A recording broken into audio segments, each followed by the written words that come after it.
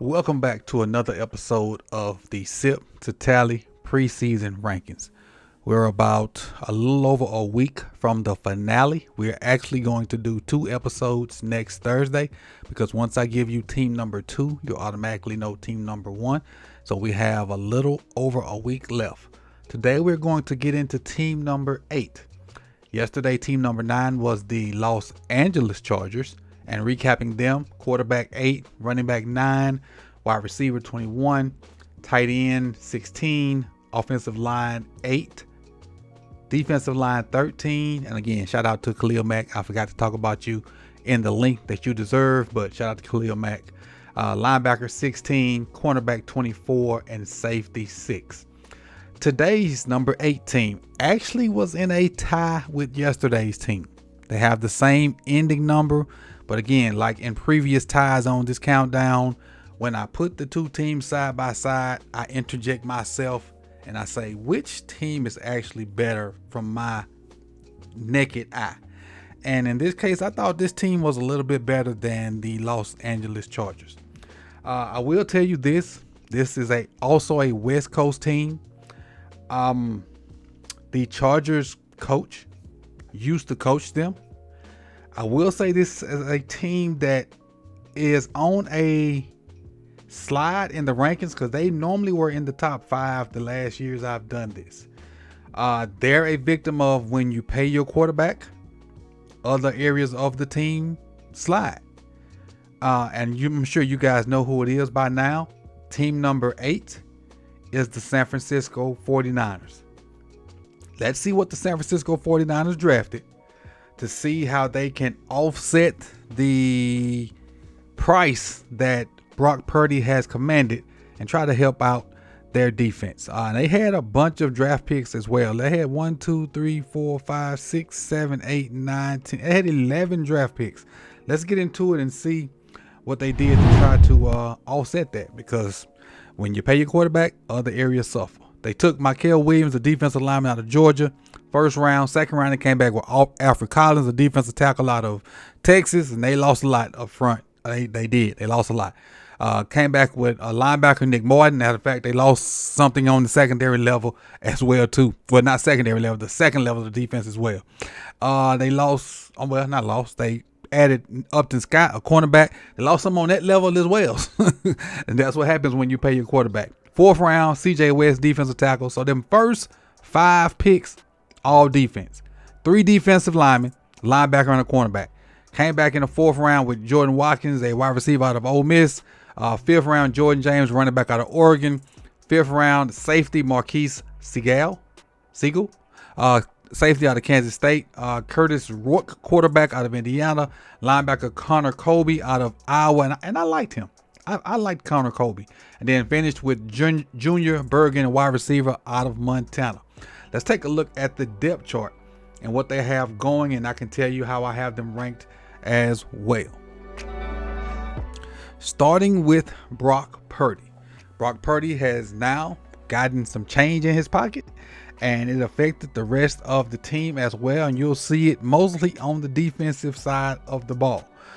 In the room with Brock Purdy is Mac Jones, the former Alabama quarterback who was drafted early by New England, who kind of the reason Cam Newton was kind of forced out of the league, but that's neither here nor there.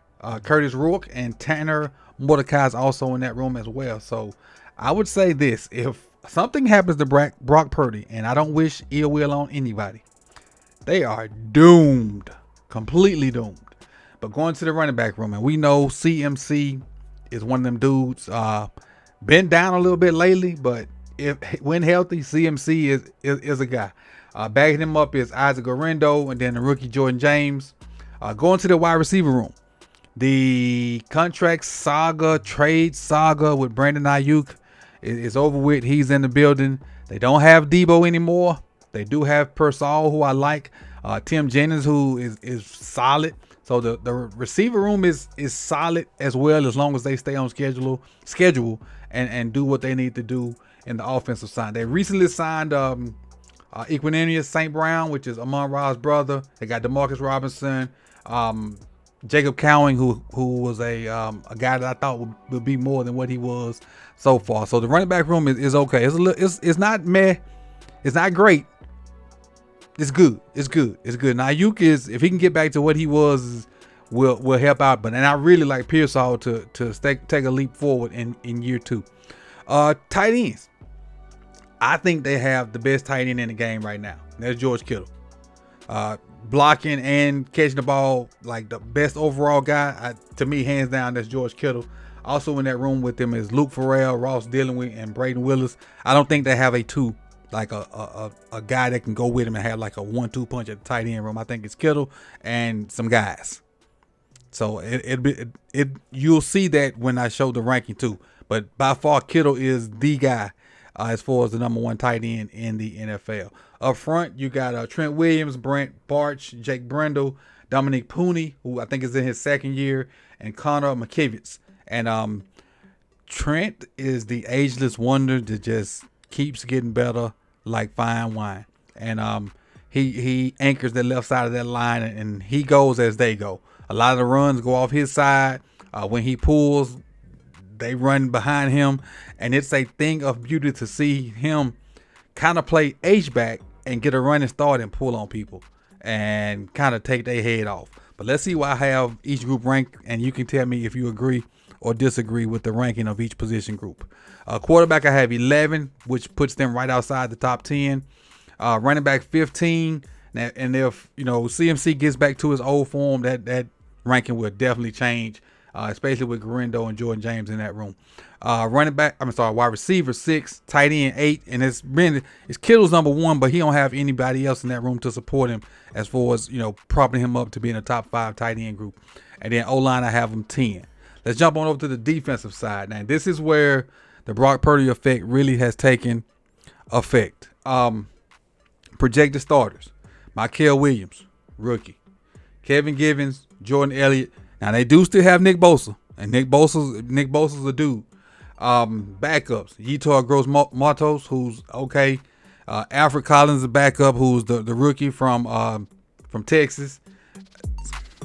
They gonna be They're gonna depend on some rookies to play some important minutes, and it's gonna be affected. It's shown effectiveness in the rating that I gave them. Yes, Bosa's a dude, but it takes a lot more than Bosa just to be effective in the NFL, and I don't have a lot of faith in those other guys just yet. The rookies may do something, but they're rookies.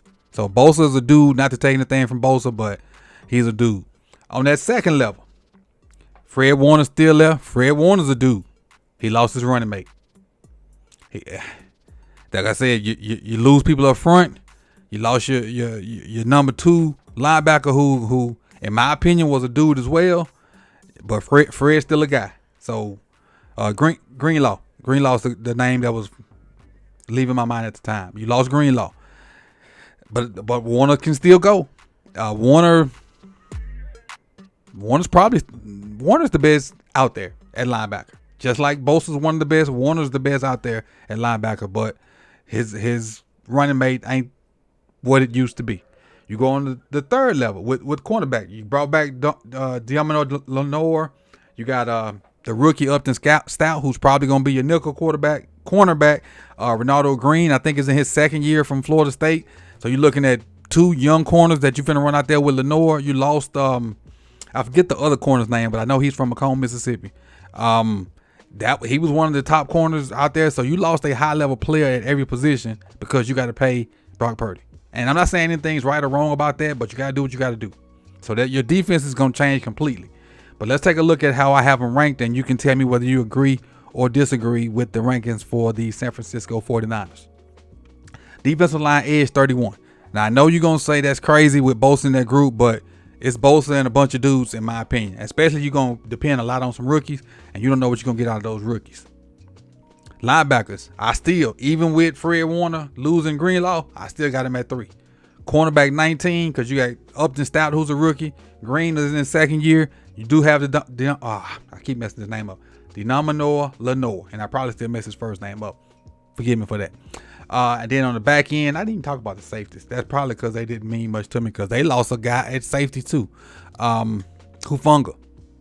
They lost Hufunga, who was, in my opinion, really good. So I got 18 at safety. Pennick and Brown. They really they lost a lot, man. And it's because they had to play Purdy, in my opinion. When your money, the percentage of your money shifts to quarterback, the effects are felt in other places. And then a lot of times it's spread out throughout the team. And in this case, it seems like it was mostly affected on defense. It seems that way. Not that it is. This is my hunch that the defense is the result of them paying Brock Purdy. But again, once you take all those numbers together, add them up, divide them by 9, you get 13.4444, which was the same from yesterday. But I felt like this team was a lot better than the team yesterday. So let me know if you agree or disagree with the numbers on the San Francisco 49ers. I appreciate you guys for coming out. You could have been anywhere in the world, but you chose to be here with me. Like the video if you like this content. Subscribe if you've not done so. Hit that bell so you can be notified when the rest of this content drops.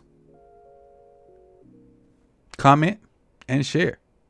And I'll see y'all soon, man. Enjoy the rest of y'all day. Peace and love. See y'all tomorrow for team number 7, if I'm not mistaken. Yes. Peace. 7 might be a shocker too.